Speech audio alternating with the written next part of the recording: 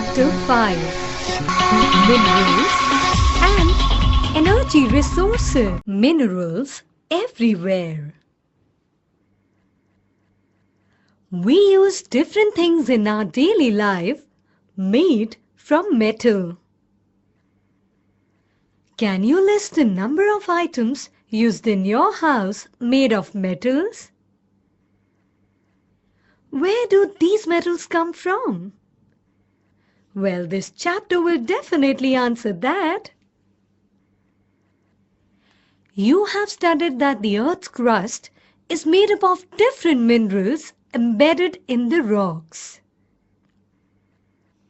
Various metals are extracted from these minerals after proper refinement. Minerals are an indispensable part of our lives. Almost everything we use, from a tiny pin to a towering building or a big ship, all are made from minerals. The railway lines and the tarmac, that is paving of the roads, our implements and machinery too are made from minerals. Cars, buses, trains, aeroplanes are manufactured from minerals and run on power resources derived from the earth.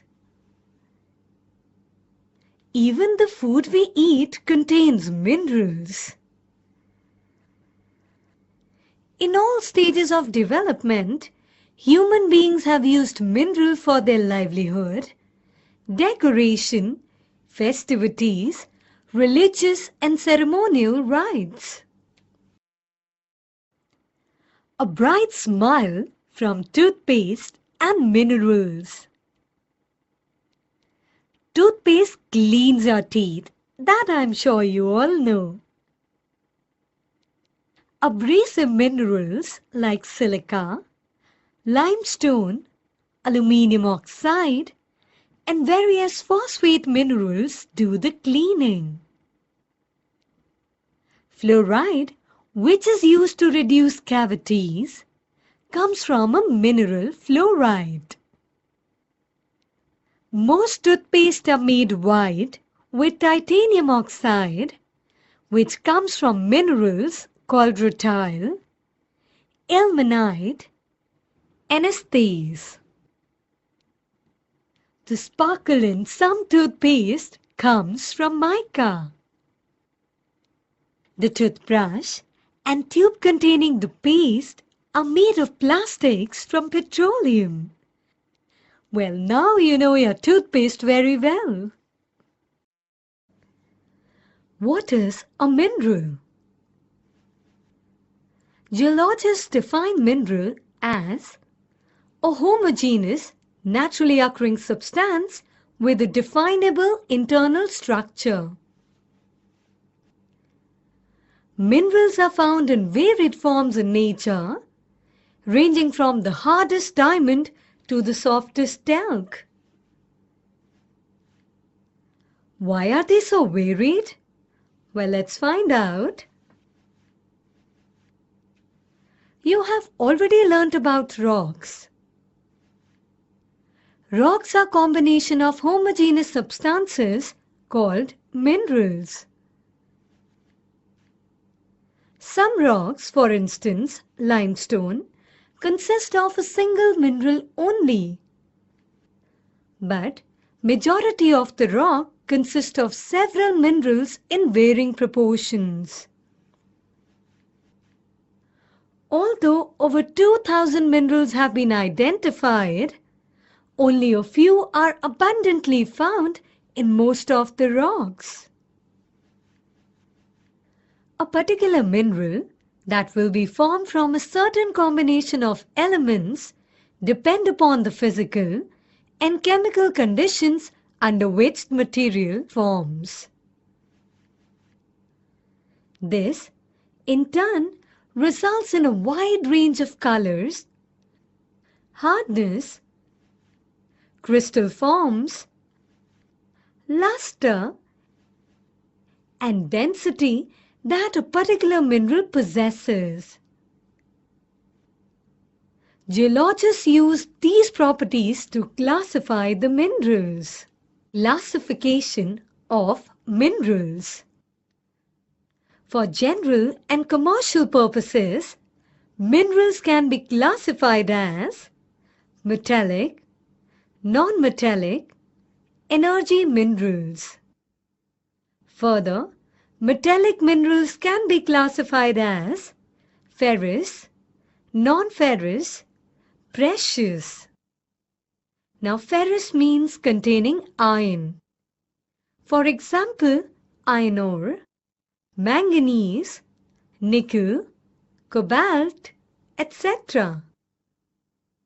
Non-ferrous can be copper, lead, tin, bauxite, etc. And precious can be gold, silver, platinum, etc. Now, non-metallic minerals are mica, salt, potash, sulfur, granite, limestone, marble, sandstone, etc. Energy minerals can be coal, petroleum, natural gas. Mode of occurrence of minerals. Where are these minerals found? Minerals are usually found in ores. The term ore is used to describe an accumulation of any mineral mixed with other elements. The mineral content of the ore must be in sufficient concentration to make its extraction commercially viable. The type of formation or structure in which they are found determines the relative ease with which mineral ores may be mined. This also determines the cost of extraction. It is, therefore, important for us to understand the main types of formations in which minerals occur. Forms of minerals. Minerals generally occur in these forms. Number 1. In igneous and metamorphic rocks, minerals may occur in the cracks, crevice, faults or joints. The smaller occurrences are called veins and the larger are called lodes. In most cases, they are formed when minerals in liquid or molten and gaseous forms are forced upward through cavities towards the Earth's surface. They cool and solidify as they rise. Major metallic minerals like tin, copper, zinc, and lead, etc. are obtained from veins and lodes. In sedimentary rocks, a number of minerals occur in beds or layers. They have been formed as a result of deposition, accumulation, and concentration in horizontal strata.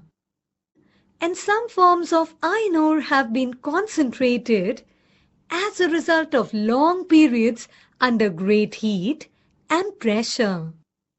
Another group of sedimentary minerals include gypsum, potash salt, and sodium salt, formed as a result of evaporation, especially in arid regions. The mode of formation involves the decomposition of surface rocks and the removal of soluble constituents, leaving a residual mass of withered material containing ores. Bauxite is formed this way. Certain minerals may occur as alluvial deposits in sands of valley floors and the base of hills. These deposits are called placer deposits and generally contain minerals which are not corroded by water. Gold, silver, tin, and platinum are most important among such minerals. The ocean water contains vast quantities of minerals, but most of these are too widely diffused to be of economic significance.